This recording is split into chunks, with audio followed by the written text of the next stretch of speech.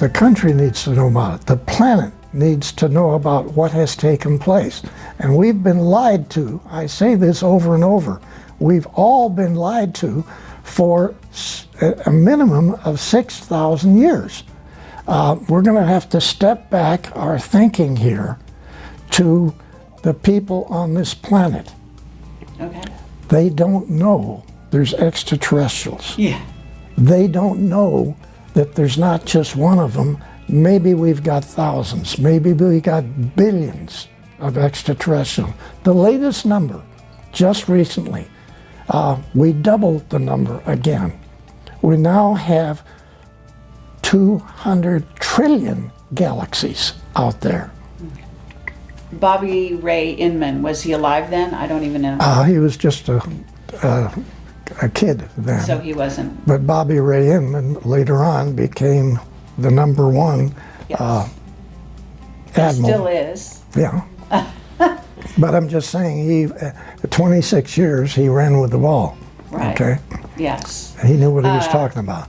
So they watched this event, and they immediately structured and organized this group of people, pulling in all of the top scientists they could pull them in, put them inside a secret area, inside of an aircraft company. He put this organization together, which ended up being a major organization later on studying extraterrestrial and is still studying it. So are you saying that was the beginning of MJ-12? Yeah.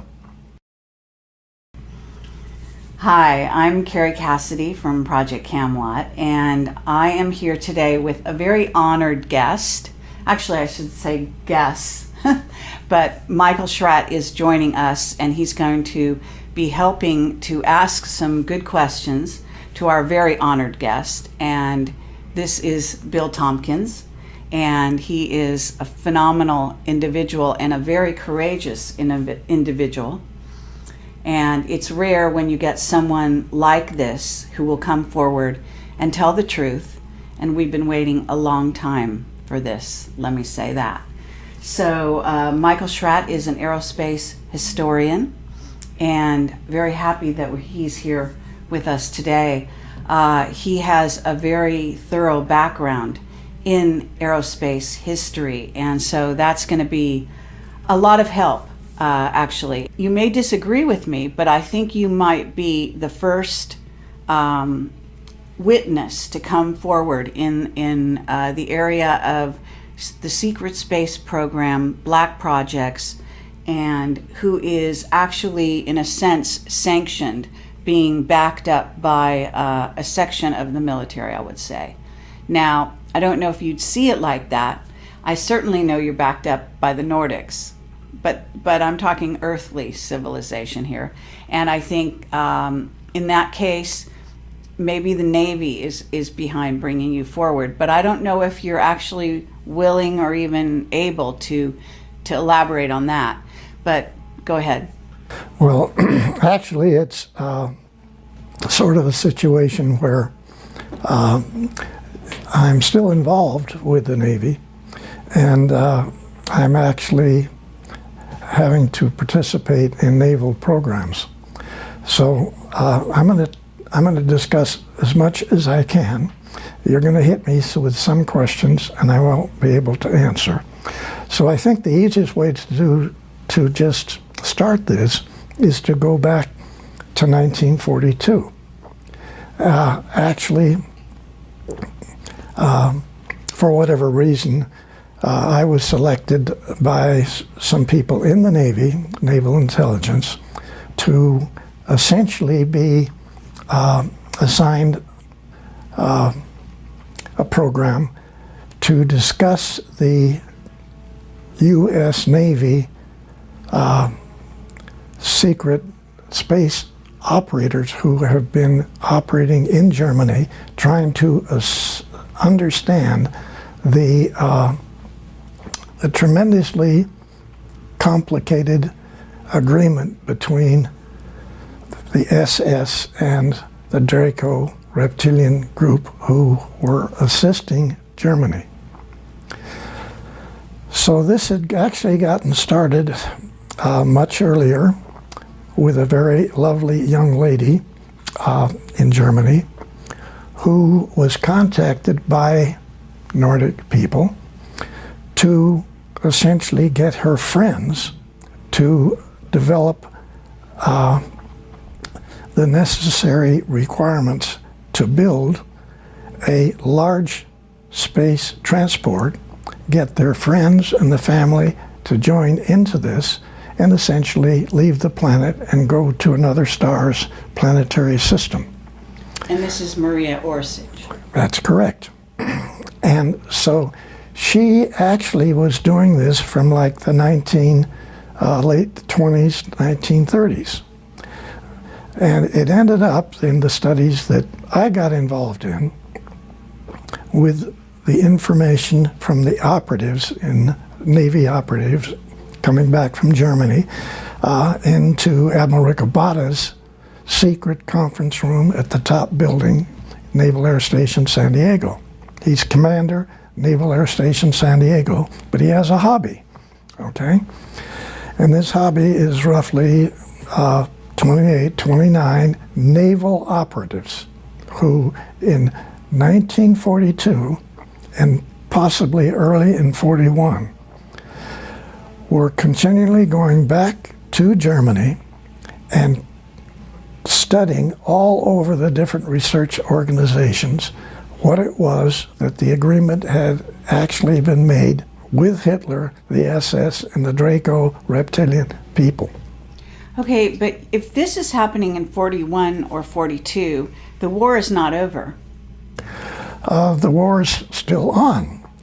But this young lady that we're talking about had been contacted by Nordic people to help her get an organization together with a great deal of extraterrestrial assistance to design a propulsion system, design a vehicle large enough to carry 40, 50,000 people, get in this vehicle and leave the planet. Now the SS was not aware of this. When they found out about this, they took over a group of 1,442 people, which included scientists, it included shoe salesmen, it included farmers, it included top research technicians. All these people were contacted by the Nordic extraterrestrials to assist people in Germany to get a vehicle built. So now we have a whole lot of civilians, nothing to do with the military, and with absolutely no desire to have the military involved in this extraterrestrial event. Okay? Real important. When the SS found out what they were doing, they took over everything that she had structured and organized, all 1,443 people. They had been hawking their farms.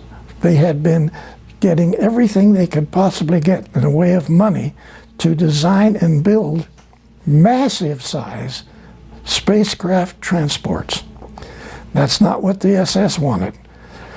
So they took over this facility and they jumped in and grabbed everything.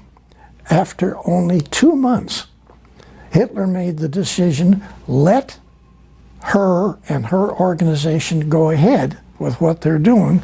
We're going to be working with the Draco Reptilian group.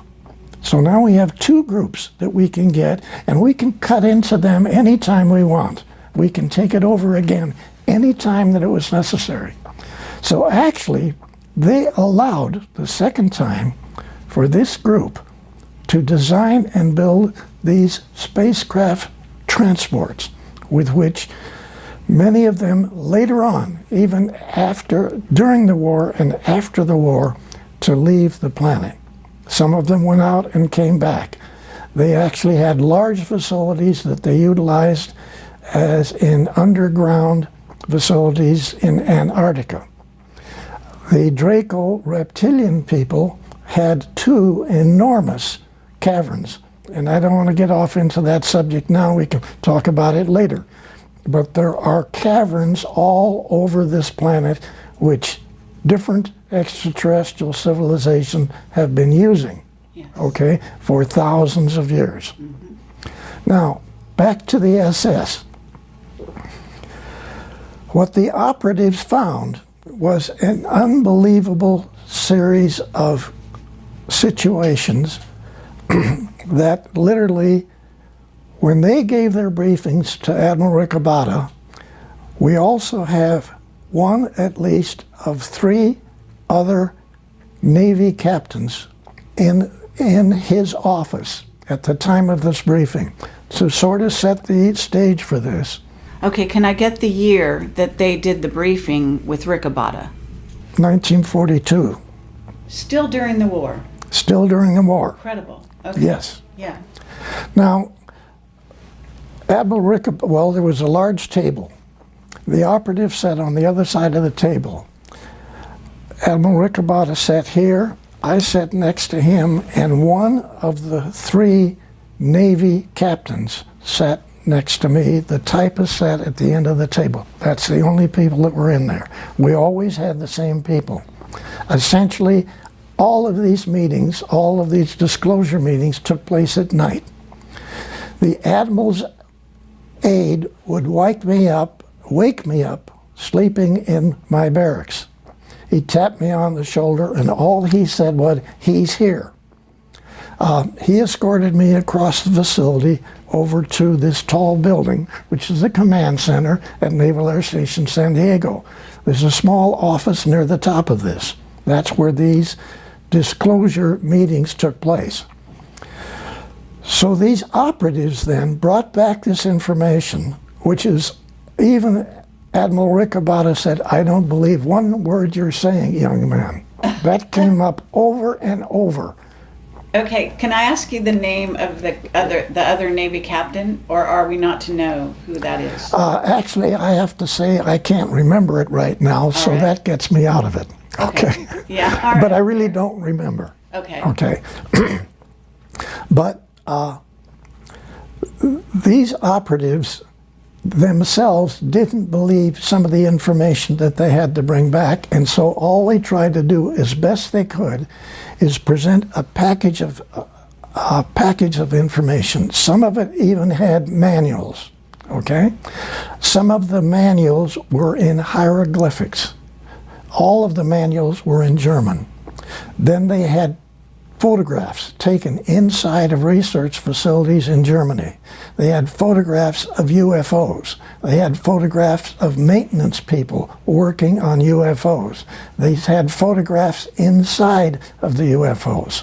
Okay, now I want to ask you something, because these operatives, you're calling them operatives, were these regular human beings, and how were they getting access to Germany at this time to get this information? Was this something that they were allowing the Americans to have?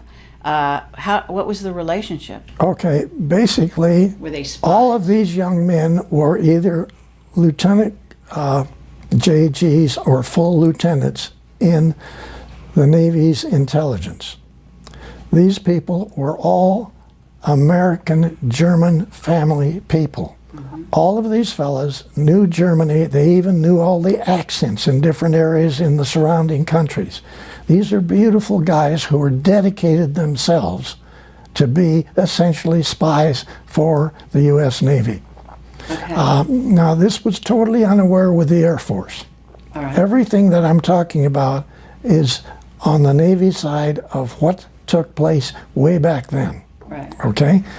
So these operatives would bring back photographs of the different vehicles. They would bring back data, sometimes documents, all in German, and or some of it in what was then considered to be the closest thing was to be essentially hieroglyphics that we found later on underneath the pyramids. Okay?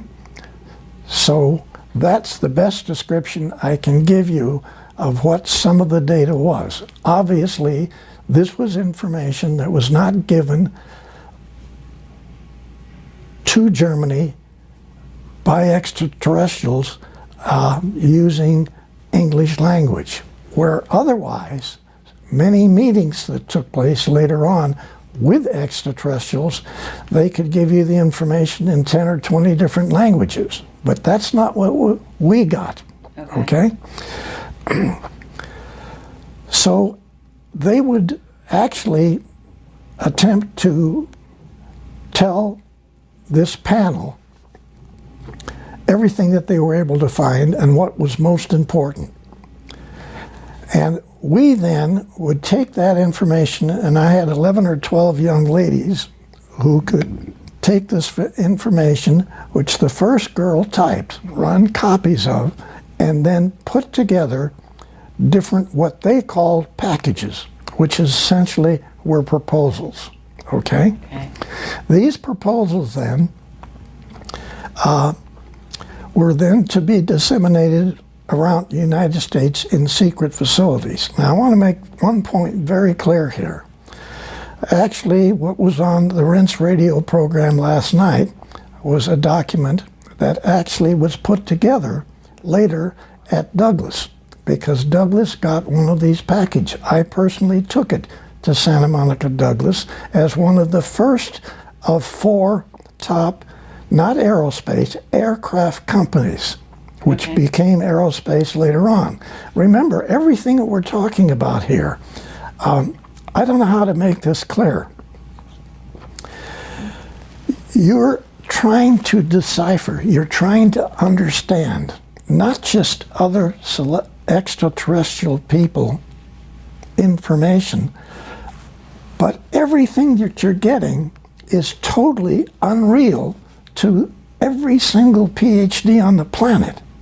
I have to say, people don't realize what took place in 1942 in the Naval Air Station at San Diego.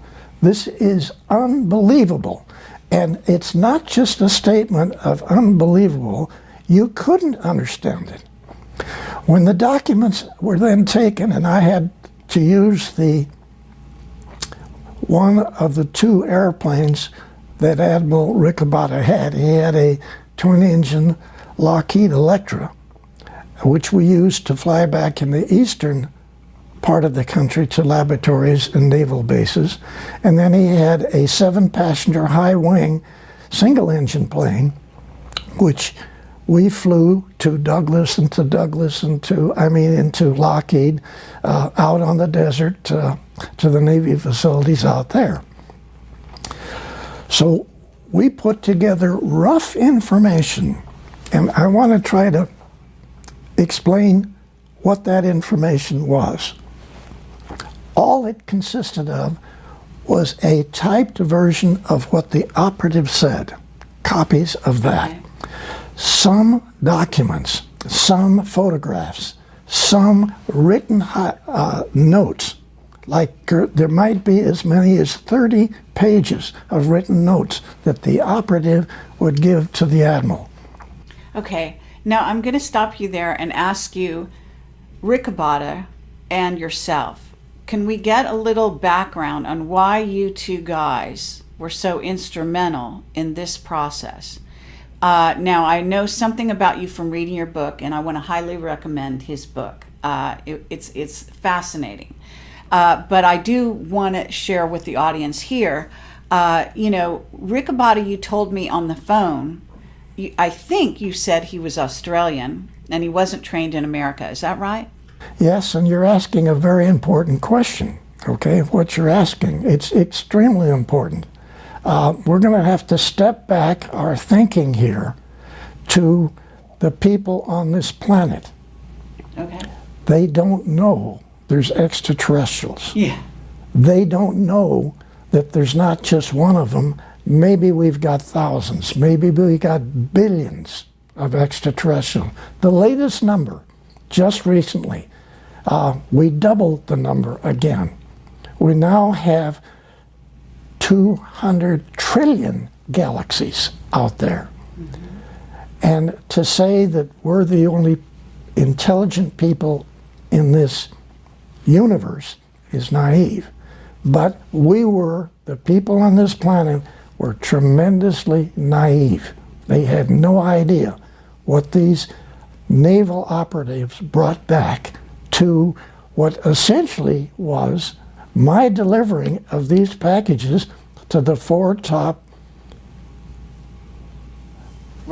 airplane companies, because there wasn't aerospace. Now, back to your specific question.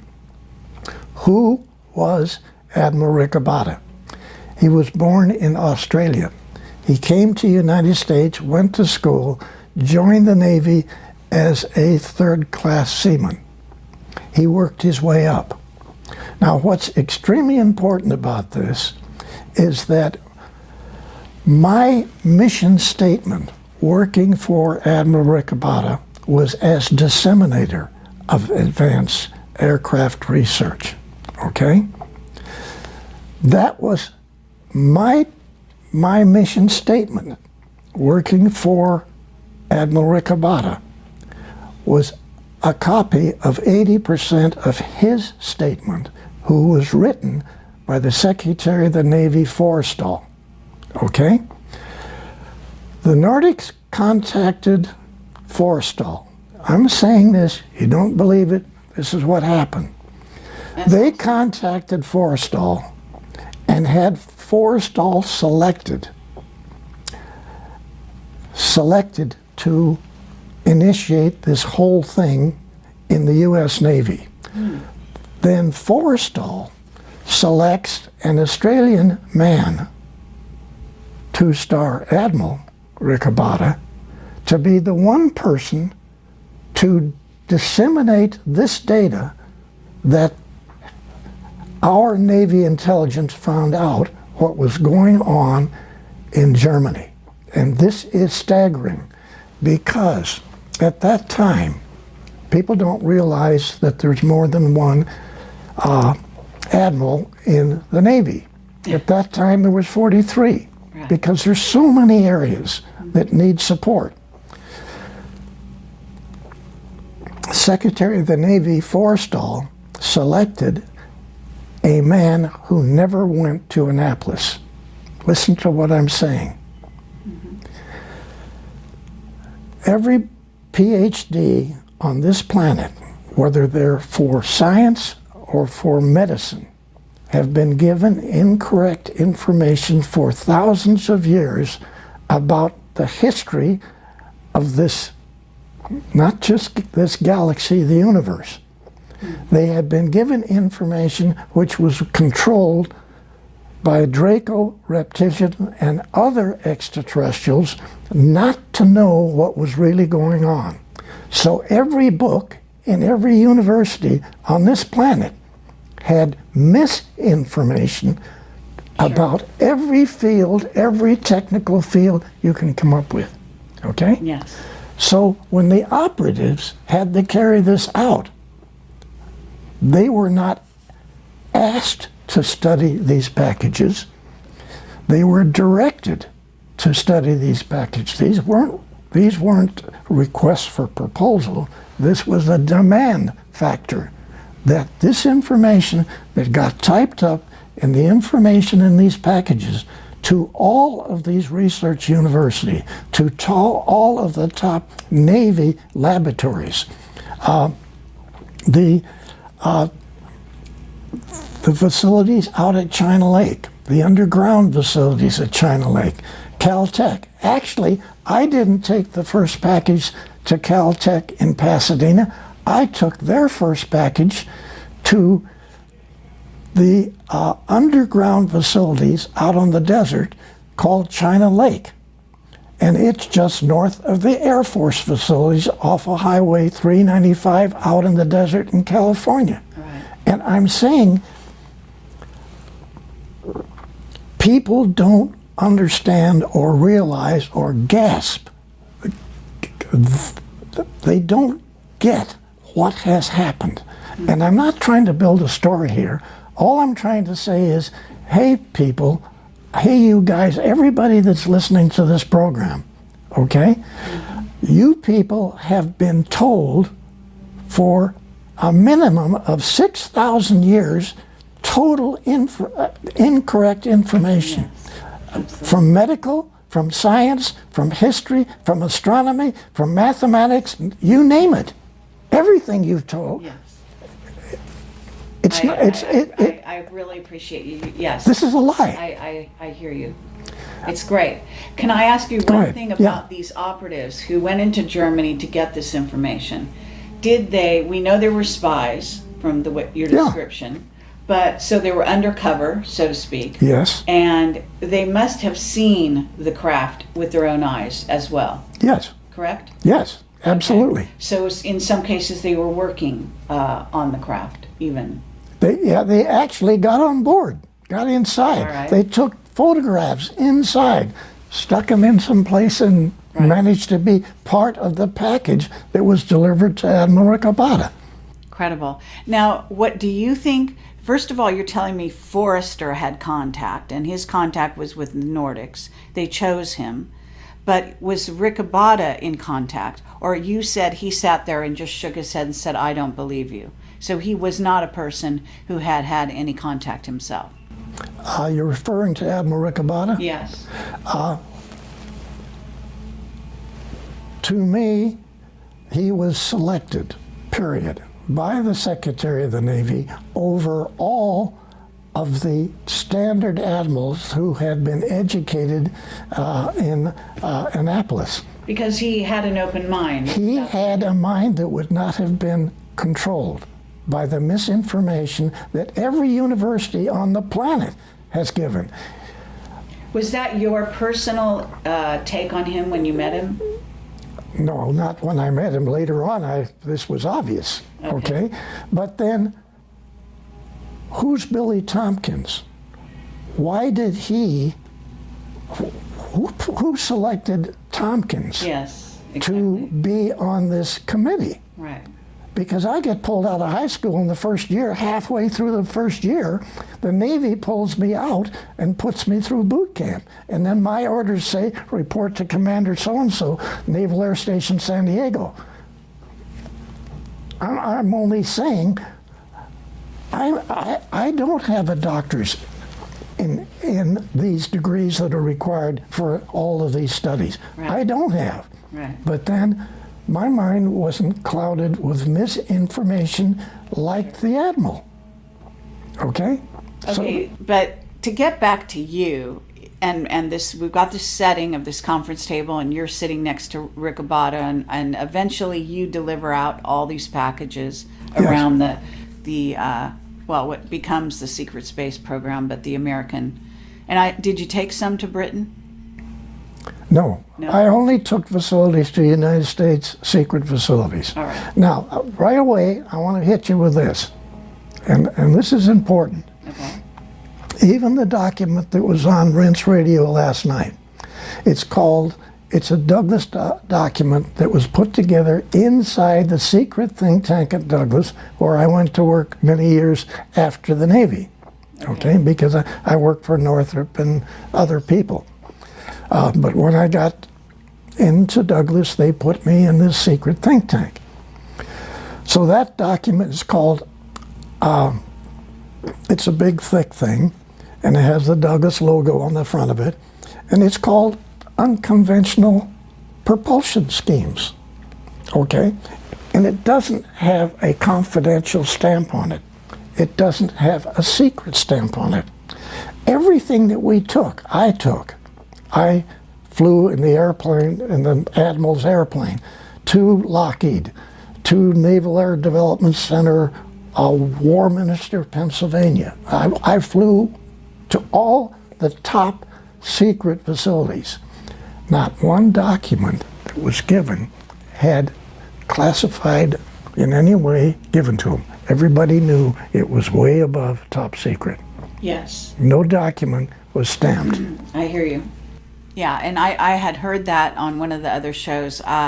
So the idea being that if it wasn't stamped, people wouldn't notice it. They wouldn't make a big deal of it. Yes. It would just pass through hands. If anyone whose eyes caught sight of that document accidentally, they wouldn't see it, so to speak. But it's an interesting way to handle the most classified subject on the planet. Absolutely. Well, actually, quite ingenious, really. So again, but I want to get back to you because here you are. You're a kid at this point. I mean, right out of high school. I'm 18 now. 18. Okay, so you're 18 years old, but they've chosen you. I assume Forrestal and the Nordics chose you. Did you already have contact with the Nordics before you went into this program? Okay, let's go back to February 1942. Okay? Okay. They call it the Los Angeles sighting. What took place, actually, my mom was back east, and my dad, my brother, and I had rented a large apartment in Long Beach and California, and this was in a large home that had been broken into 4 apartments. So the second floor actually is 30-foot ceilings down below. So the second floor then is real high. Okay. And all the way across the back of this house, it's only 4 blocks from the ocean in Long Beach. All the way across the back is a great big balcony deck. So at about 5:30 in the evening one day in 42, my dad says to my brother and I, who were laying on the floor looking at the newspaper and the magazines, get up and come back here to the deck. So we get up and go out to the deck, and here's this spot, a little spot, okay, just above the trees and just above the rooftops, okay, of the houses that prevent us to see the ocean from this area. Okay. So we're standing there looking at this, and all of a sudden, out of this spot of light came a little beam. And it went like that, sort of about that 60 degrees. And we watched that. Then this beam went straight like this, hit the back of the house, lit up all of the trees, lit up the back, the roofs of all the houses, everything was lit up. And we went back, hit the wall, and then forward and grabbed the railing, okay? It was gone. It was gone. Okay. So we went back, we had dinner, listened to a show on the radio, went to bed.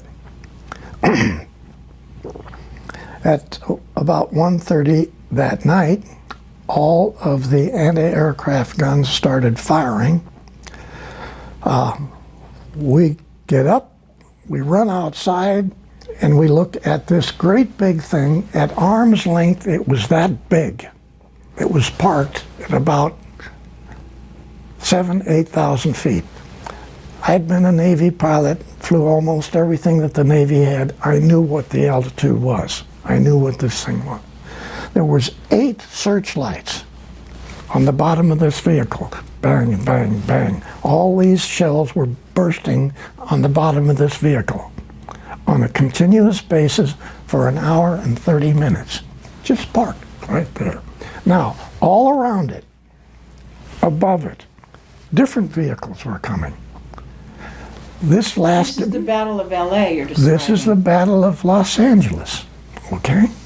But at that time, you were still a kid, right? Yeah. So you hadn't been a Navy pilot yet. No. But now, later on, you were able to remember what you saw and know that it was these... I knew what the altitude was. I somehow knew this altitude, okay? Oh, really? Yes. And later on, I did. I flew almost every plane that the Navy had. So the craft that you said there was because there's a newspaper picture. I don't know if that's really the real thing. The newspaper was not a good demonstration of what took place. All right. Now, what I'm trying to say in evaluating what happened in this sighting,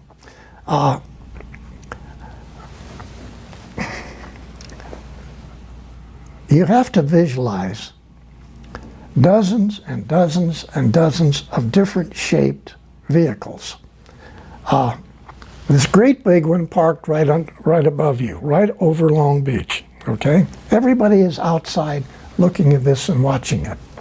There's vehicles going on both sides of it. There's vehicles above it, and several times, actually, the vehicle went underneath, and the anti-aircraft gun lights, the searchlights, shined on them and followed them.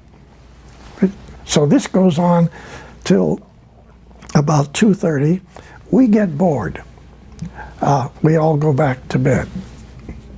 Okay?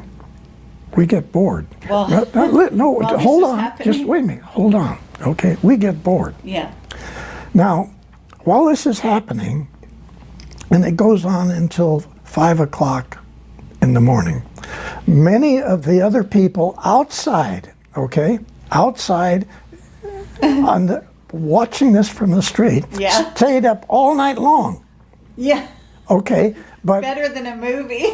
okay, no, wait a minute. Just listen now, on the other side of your planet, at this same time, the Germans were bombing London. Oh, wow. Oh my gosh. Holy cats, this is February 1942. Right. Okay? Incredible. Now, we got bored and went to sleep. Now, I want to make a very important point about the Los Angeles event, the sighting. Okay. Nobody got scared. Nobody got nervous. Nobody ran in the house and jumped with the covers over their head, okay? Everybody watched this thing. Nobody got sick.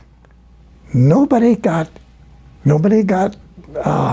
real sick, died. There weren't anything of that. The only people that were killed in this were from our own shrapnel. Now, people watched this same sighting, we found out later, from Santa Barbara. People watched it from San Diego. Sure. This is a massive group of vehicles. Now, listen to this analysis. You got to tell me. There's only two ways this could have accomplished what was going on. One, the extraterrestrials vehicle come in over the ocean, okay? Hundreds of them. They go all over Los Angeles. They go to they go to the telescope on Mount Wilson. They make a turn. They either go north or they go south. They fly out to sea, they turn around out over the ocean, and they come back to make you think there's a whole lot more vehicles there than actually there is. They either had to do that, or we watched thousands of vehicles come in over western United States from 1:30 to almost 5 o'clock. Mm-hmm. And they shot at them and weren't able to hit them or destroy them in any The way? shells burst on the bottom of them. They're not bursting on the bottom. There's an electromagnetic shield, but the shell hits and it blows up, but it doesn't do any damage. Now, yes, we did shoot down 2 small ones, which were not occupied. One of those went in the ocean only a half a mile off the Rainbow Pier in Long Beach. Your Navy picked that up. So your Navy had an extraterrestrial vehicle in February of 1942. Okay, so that's before the operatives came back with the information. Because you said in 1942 they had... Okay. This took place just before I was contacted, pulled out of high school, thrown over to Naval Air Station, North Island. Okay? Mm-hmm.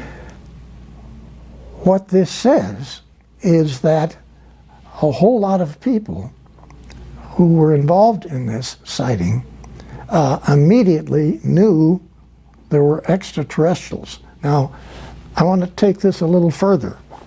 People who watched this sighting, and this is not, there's documents that prove it, but they haven't been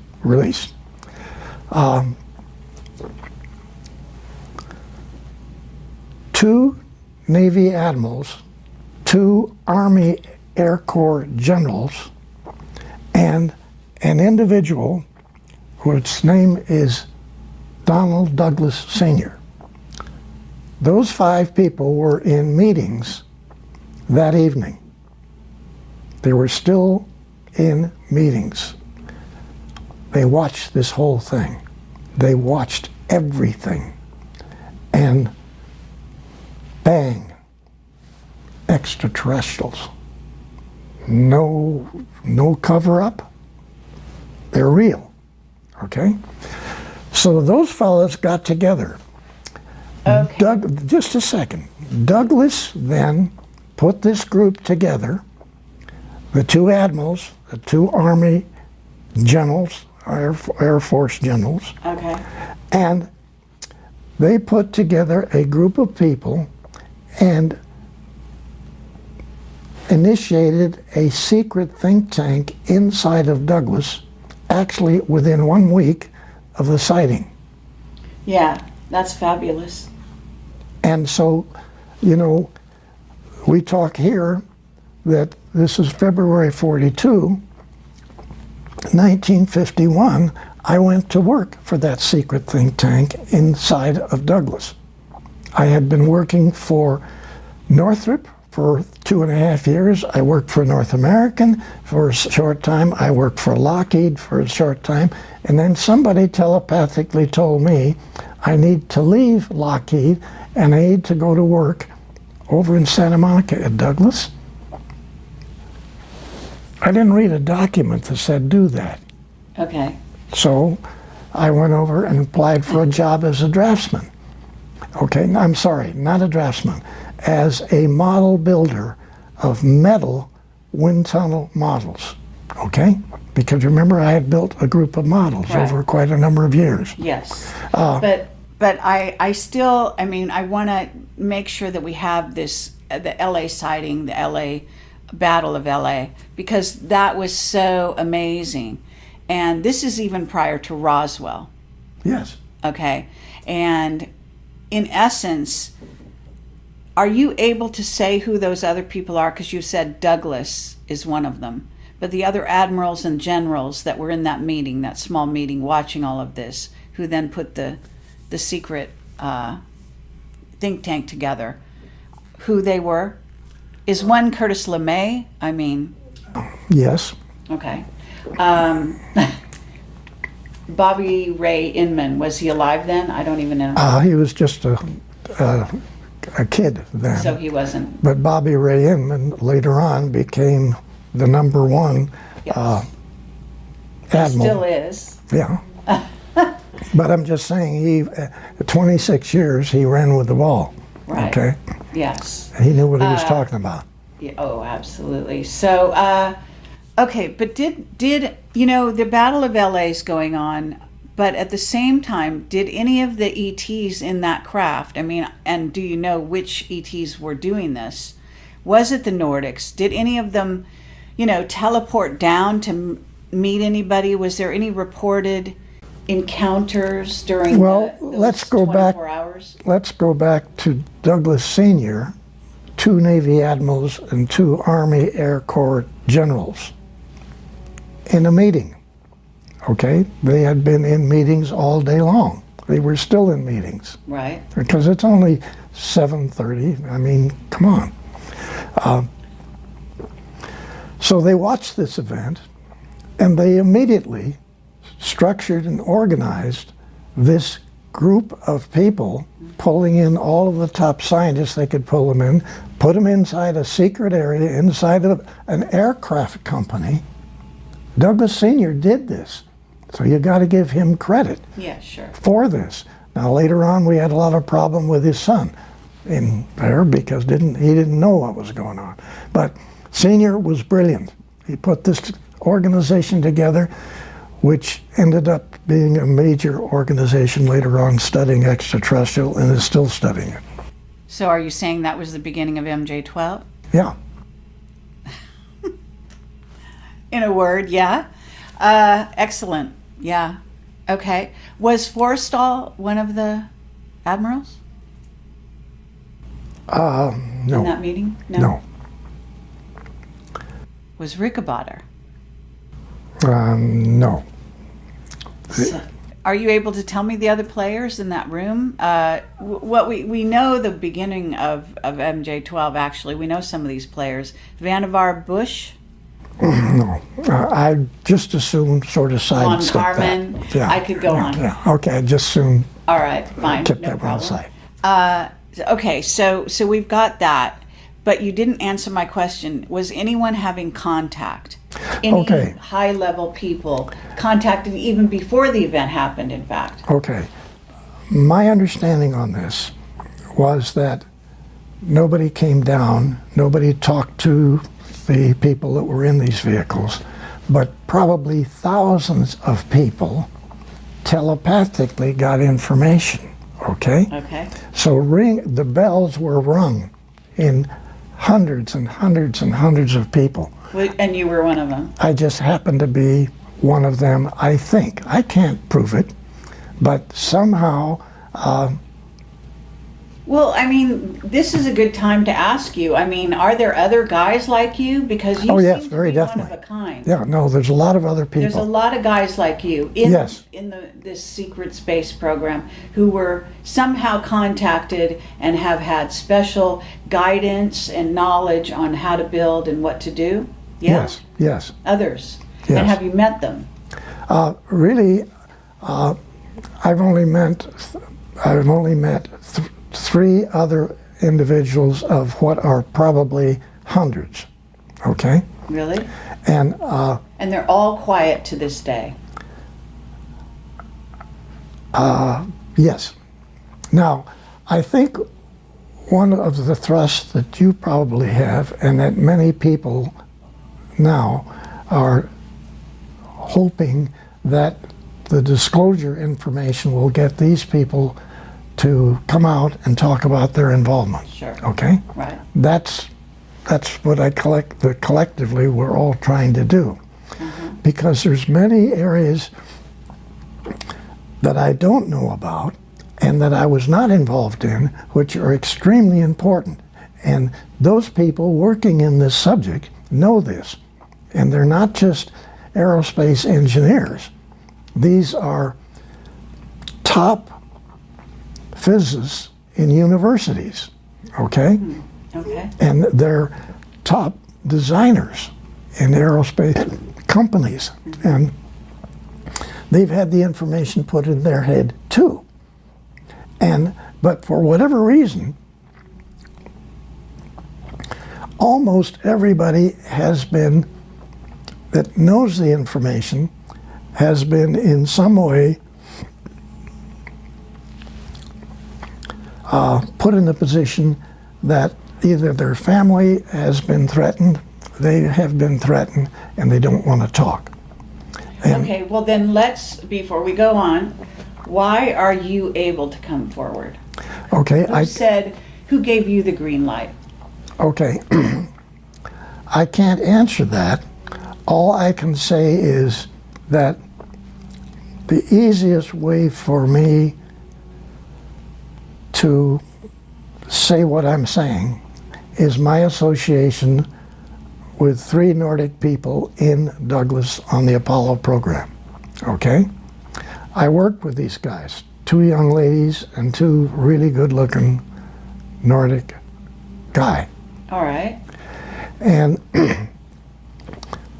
so working with the 3 of them for 3.5 years on the Apollo program, who all 3 denied that they were Nordics. But everybody that was anybody in engineering knew they were, okay? I never said they were. They never said they were. But if you can just try to visualize, I had 170 top engineers on the Apollo program working for me, okay? I was engineering section chief at Douglas. I had, I guess, worked my way up.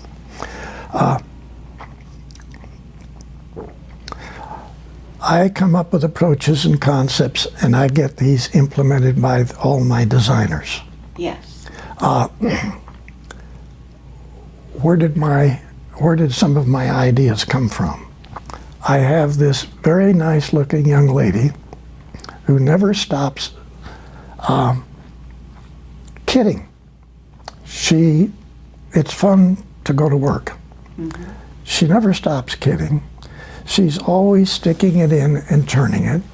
And not just that, but she's always stuffing things in my head. Mm-hmm.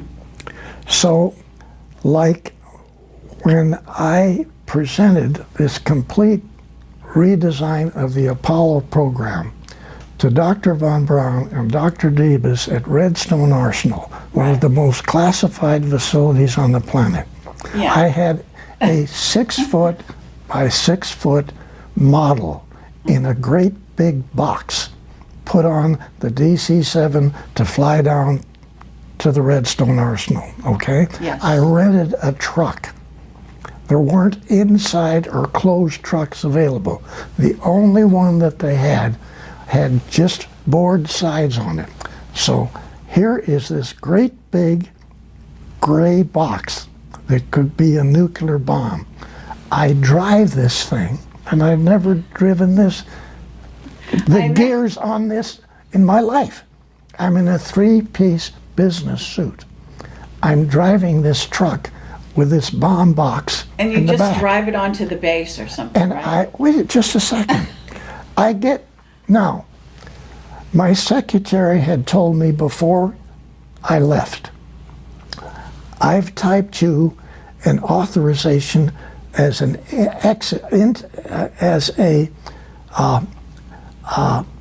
allowance to go on board the base, okay?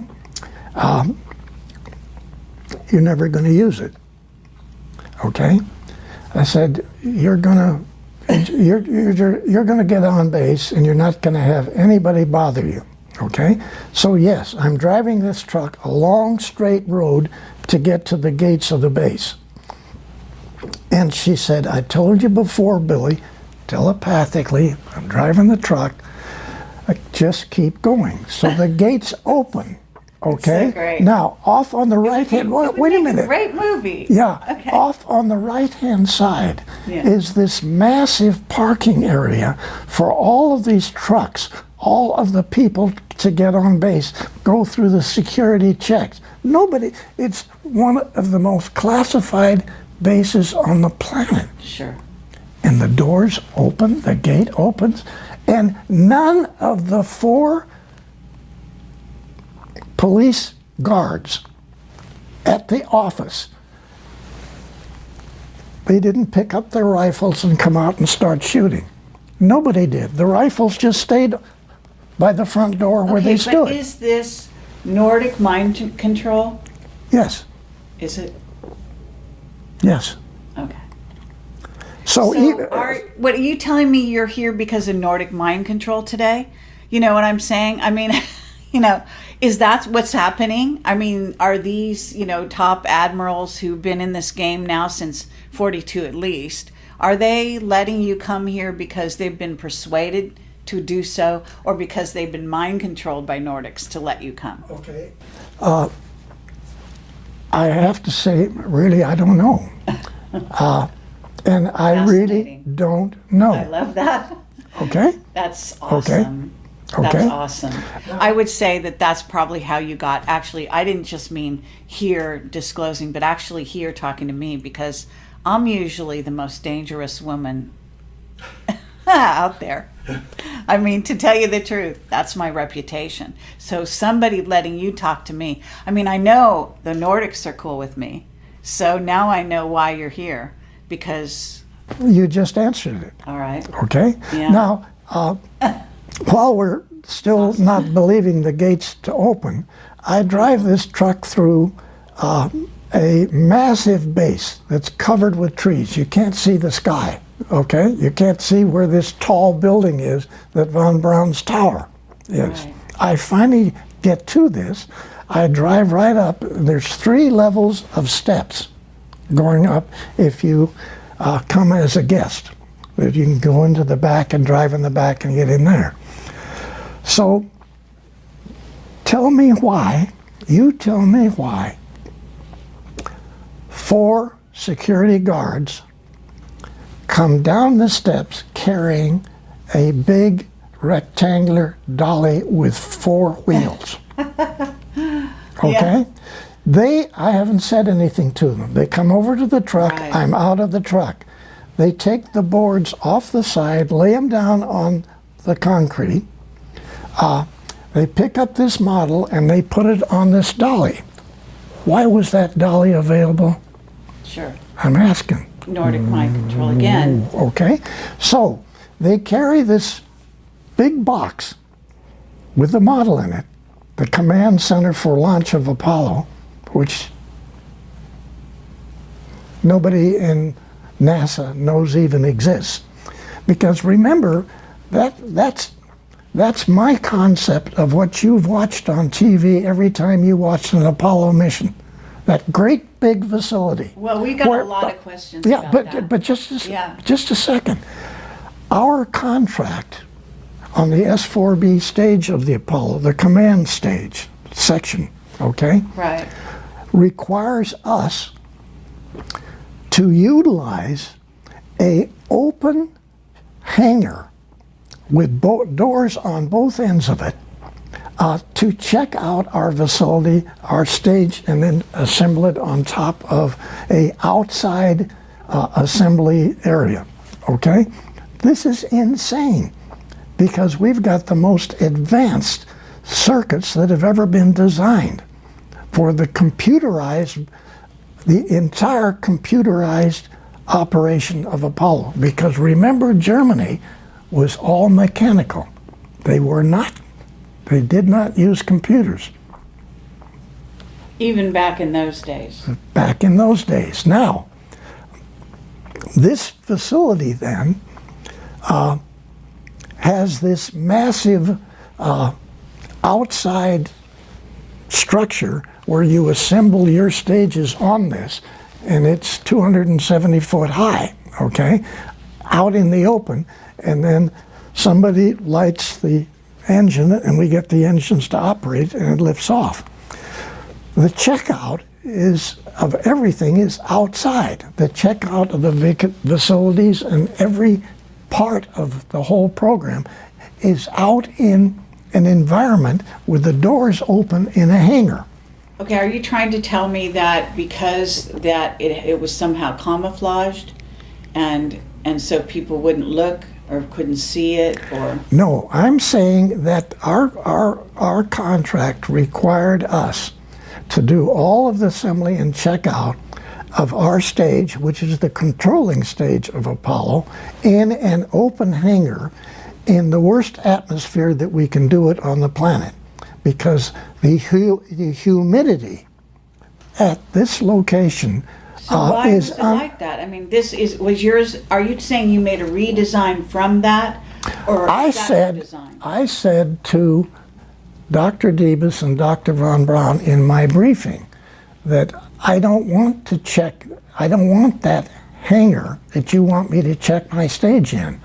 Well, first of all, you guys with the V2s in Germany, roughly 68% of the time when you check it out and then you lift it, there's problems with your own V2s. Yeah. So I'm going to check out my vehicle, first of all, in an inside closed area in the vertical position. And I'm going to keep it in a vertical position till I pick it up and put it on top of the lower stages. Okay, but I want to know why, if the Nordics had this amazing technology and they were helping you and feeding you ideas for Apollo, why was Apollo so rudimentary? Is there a completely other Apollo that we never saw?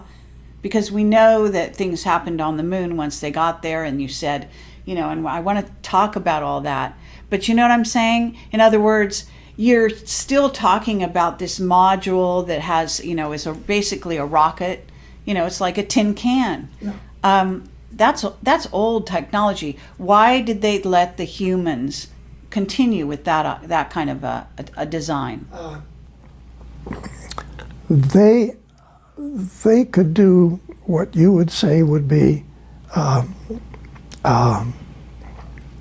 partial assistance to a country, and maybe we say they used the United States. Okay? Now, the Germans had been playing with rockets, liquid rockets, for way before World War II, and even World War I. Okay? So they have their command center, the launch center, underneath the ground with concrete above it in a silo, an underground launch silo with a periscope up on top. They can look through. I said, we're not going to do that. I not only want my vehicle checked out in a vertical position and assembled that way, but I'm not going to use your underground launch facility for my cabinets full of support, checkout, and launch equipment.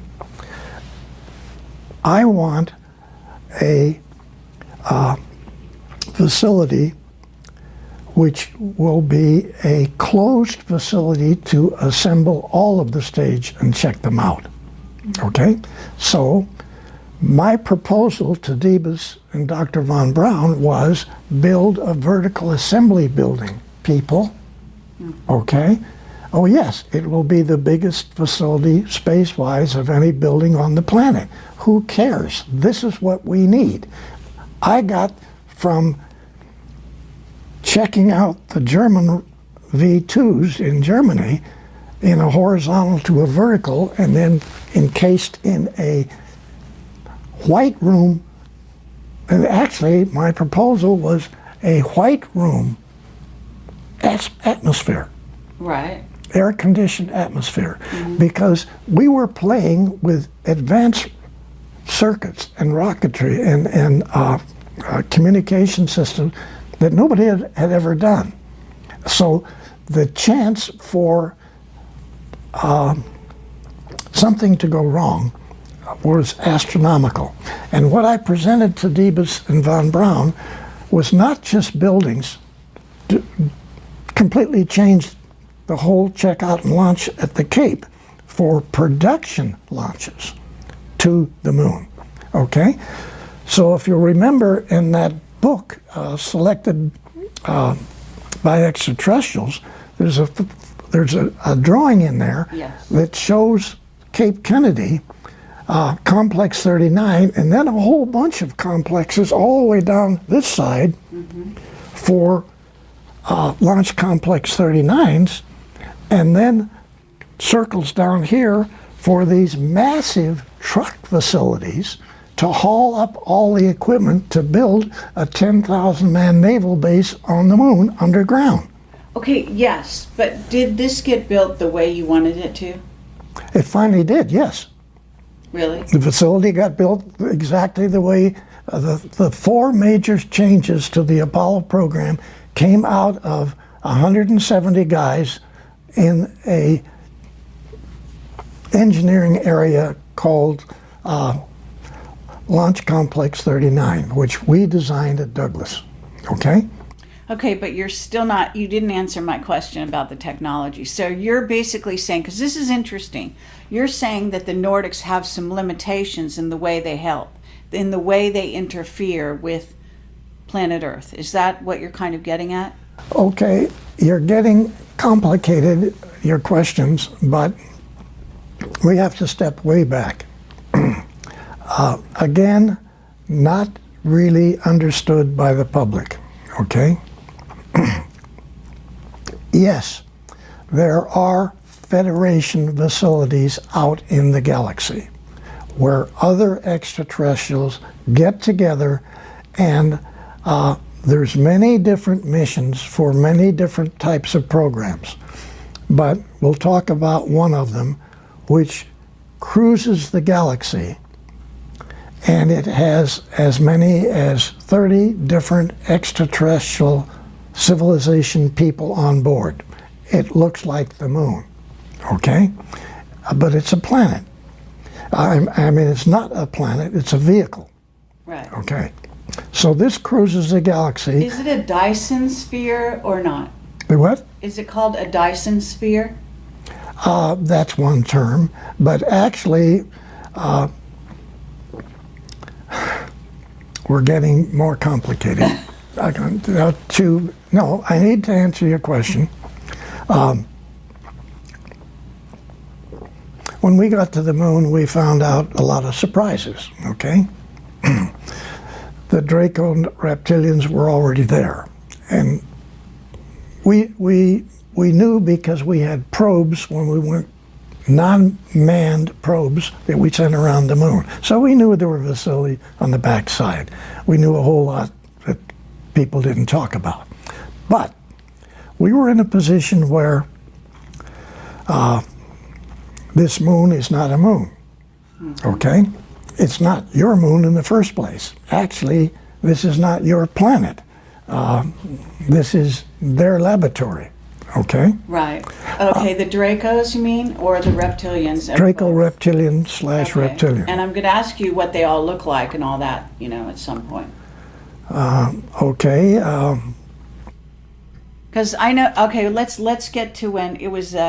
Was it Neil Armstrong landed on the moon, and he said that thing that you heard him say, and Michael wants to get real specific about this. So basically, there were 7 huge craft there, and you said on one of the shows out there, you said that the reptilians actually showed up beneath their craft, and they gave the finger. Okay, they were parked around the side of the crater.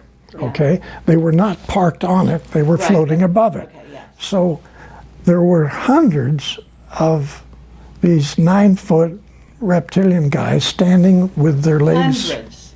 Yeah, they were all the way across the underneath their vehicles. Okay, standing so on the 9 crater. feet, and what do they look like?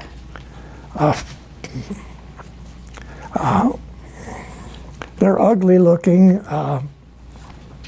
lizard, alligator type people. They got the same skin as the lizards got, okay? And terrible looking faces. But then they have the ability to shift and look like a human.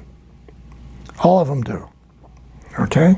Okay, do you think Von Braun was a reptilian? No, You really don't? no. Okay. Your president, yes.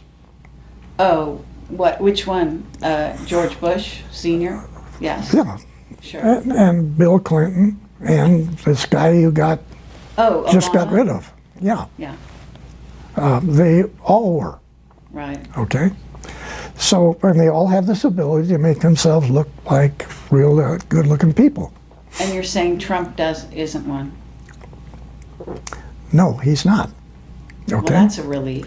And, and he knows more about this subject than people realize. Oh, okay? excellent.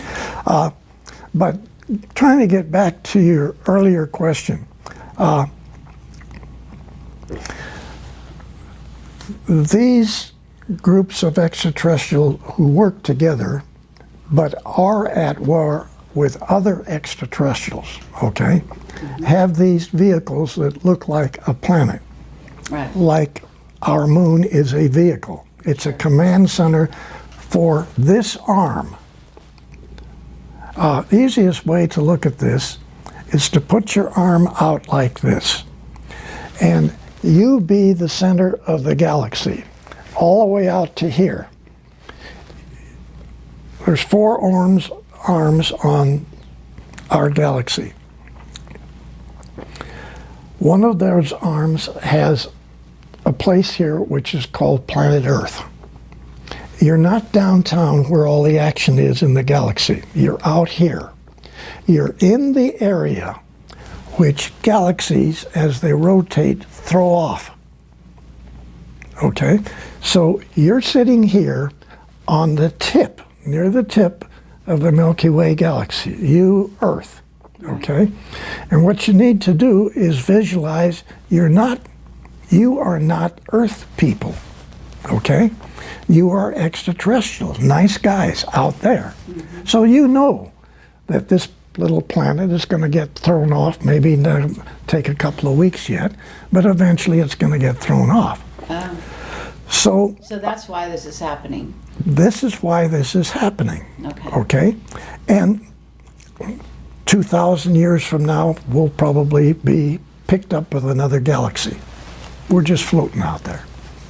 And this goes back to the problem that we had before about the number of years that you can live. We'll talk about that later. But back to these command centers which operate throughout the galaxy to monitor bad guys and attempt to get them to back off. So isn't Phobos one of them? Yes. Okay.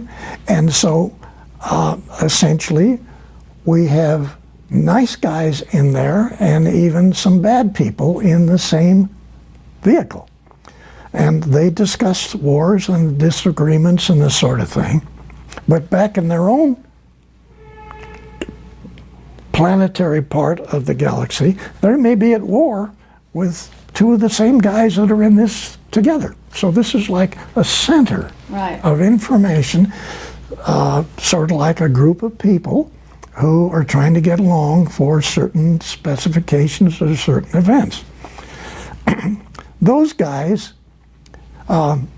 control your planet, your moon, because your moon is a command center for this region of the galaxy, not just the solar system. That's small potatoes, okay? The thing that's sitting right in here, which is you call your moon, okay, is a massive control center for this whole part of the Milky Way galaxy. Okay, wow. Wow.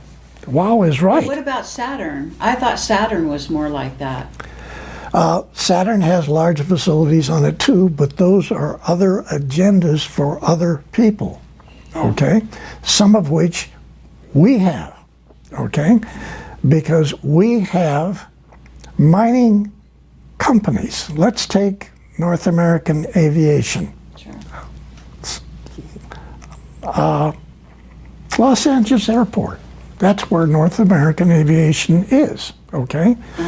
And you've seen on my block diagrams that are in my book what systems engineering really is, what controls the secret think tanks, okay? Instead of a book or a document to do this, I came up with block diagrams. We have to have one of those. We're going to need one of these, and we're going to need this for just the start of the program. As we get into this, we're going to change the phases of it into 4 different phases: concept phase, definition phase, acquisition phase, and operational phase. So now that's a 10-foot long piece of paper that's a foot high, and it has every single block diagrams that are required to initiate that space program. Okay? Every single one is in there. So those documents then are used in different manners to develop ICBMs. So I came up with a concept for really space concept. The military then used those for development of ICBMs and other weapon systems. The initiation of that is to understand our position on our association with extraterrestrials. That's what the block diagram is for.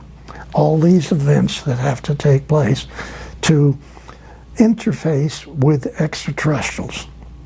What do you mean? Okay, that's very complex what you just said. It is very complicated.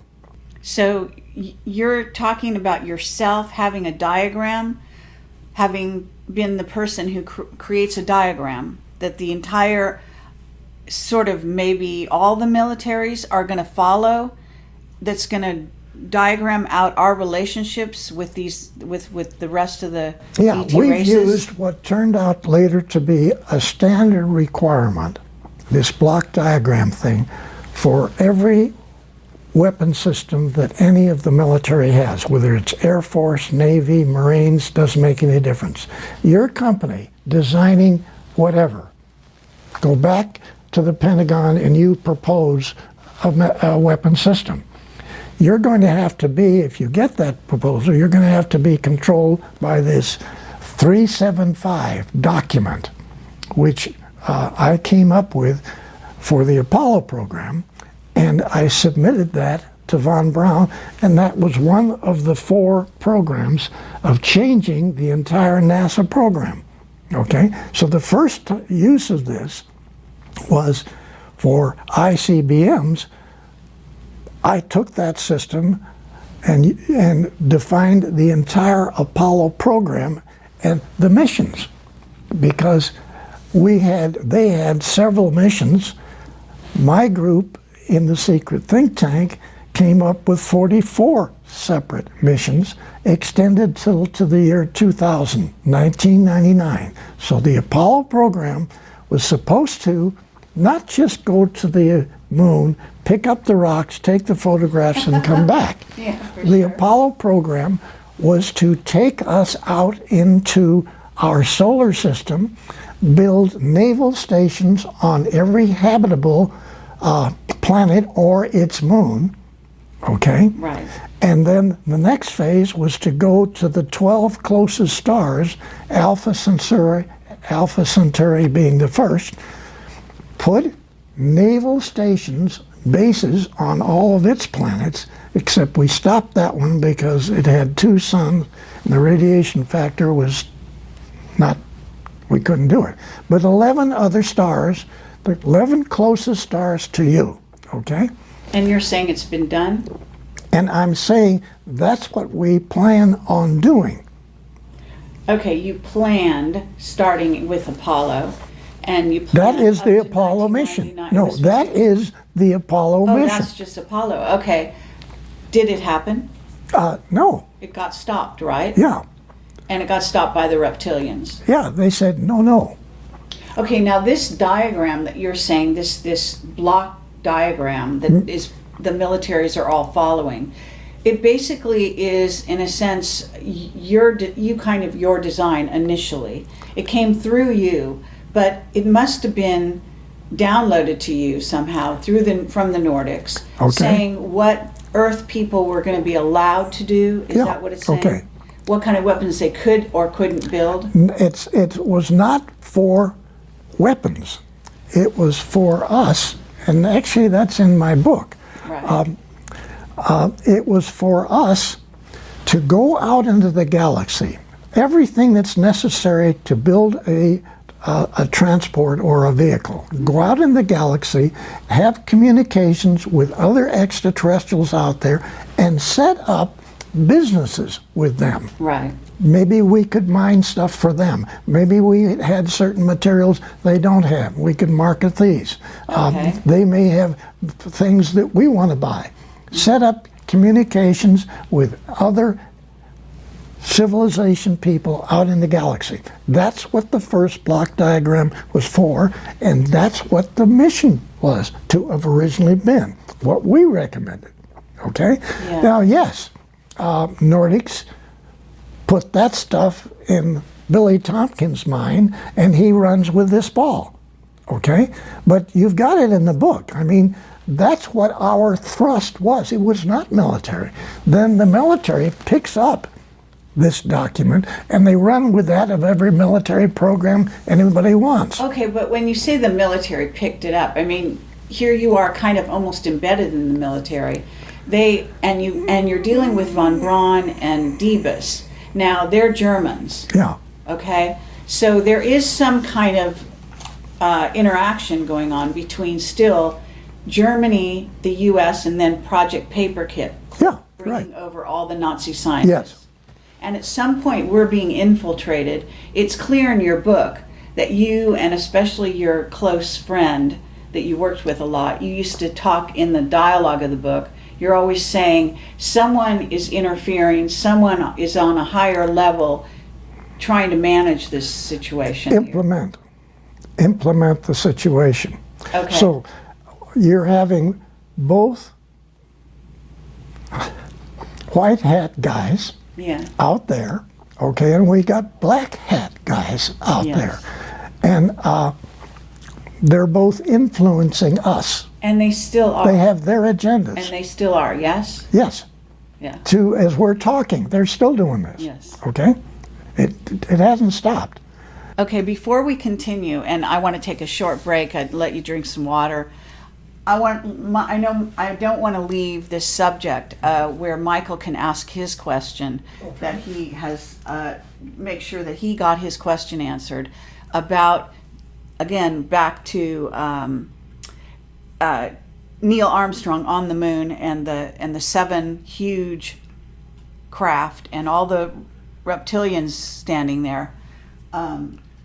You wanted to ask a question. Yeah. So I just wanted to back up for just a quick second. When Bill talks about classified documents not being stamped, that's absolutely correct, because that is the procedure that Kelly Johnson followed at the Skunk Works in Burbank.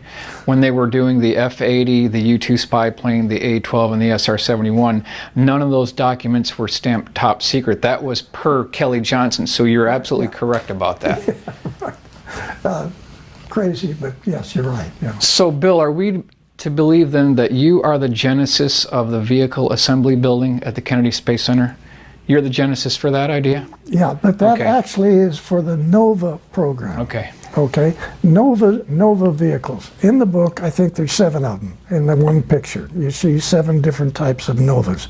You see the Apollo vehicle, it's over in the corner, it's a little tiny thing. Then you see these great big things that are 10 times the size of Apollos. Okay, those are all trucks. They're trucks to haul up boring machines for the moon, to bore into the moon, to find areas where we can do our construction of a 10,000-man naval operation and research base on the moon. That's what our Apollo program first phase is. Not just go to the moon and pick up the rocks. We were going to the moon to a program that actually operated, this is 1963, it was operational till 1999. Okay, the Apollo moon program.